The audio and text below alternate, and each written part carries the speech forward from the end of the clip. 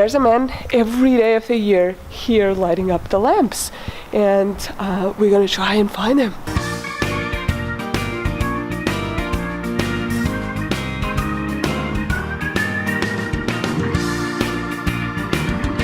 Hey, I'm here in Wroclaw, Poland. I'm still traveling with my friend Evie, and we're staying at one of her friend's place called Magda. She's been an incredible host, and not only is she allowing us to stay here, she gave us a Wroclaw fun guide and a full list of things to do. So today, while she's at work, we're gonna follow her suggestions and explore the city. And you are gonna come along with us.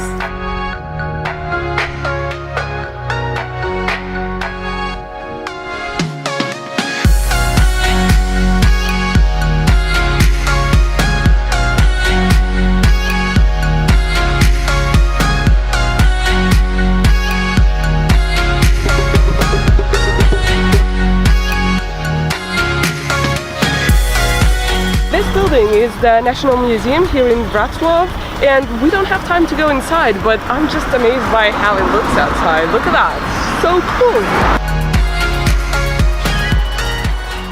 So this here is the first suggestion on our host's list to visit here in the city. It's the cathedral, which was severely damaged during World War II, but then reconstructed and is now a landmark here in Wroclaw. We're gonna go inside and check it out.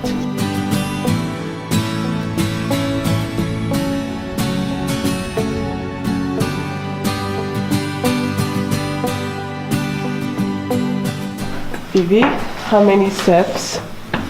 Must be 100, but the staircase to heaven is worth the effort, I'm sure.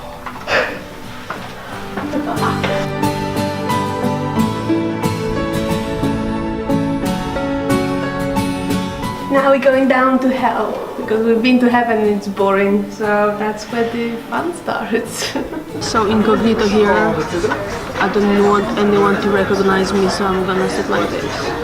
Yeah. So we're here at the restaurant Bułka z masłem.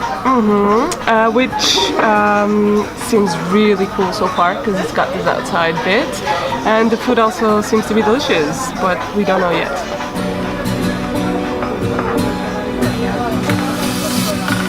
Enjoy. So this little guy here is one of the more than 350 gnomes that exist all over Wrocław. The gnome was a symbol of the anti-communist party Orange Alternative, but even after the end of communism, it remained a symbol of the city. But in 2005, the local Arts Institute commissioned an artist to make 5 gnomes and put them in the city. From then on, they just started to show up. If you visit the city, you can even download the official app and go around trying to catch them all.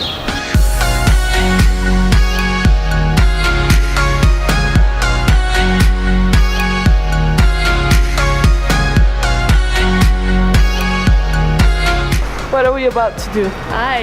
We're getting on that spaceship.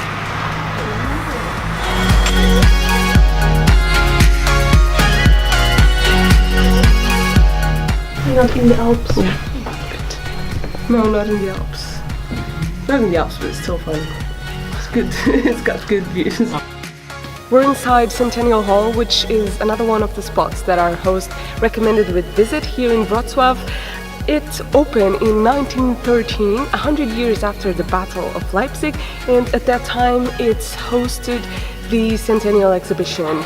To this day, it's still used and it's still in high demand for every type of concert, exhibition or show here in the city. It hosts 10,000 people, and in 2006 it was put in UNESCO World Heritage List. So to be honest, I didn't think the Centennial Hall was that interesting because it's quite sober and there's really nothing to see inside of it. But right next to it there's this really cool garden, and not too far either there's the Japanese garden, which we'll check out in a minute.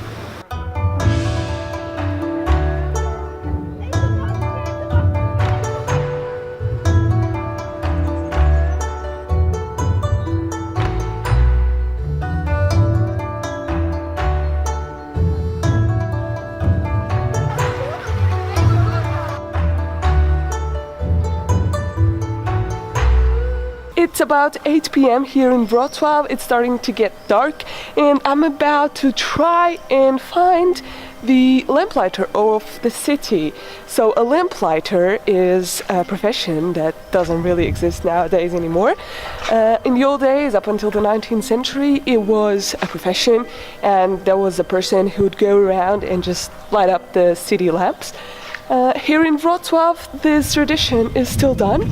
Around this area of the cathedral, there's a man every day of the year here lighting up the lamps, and we're gonna try and find him.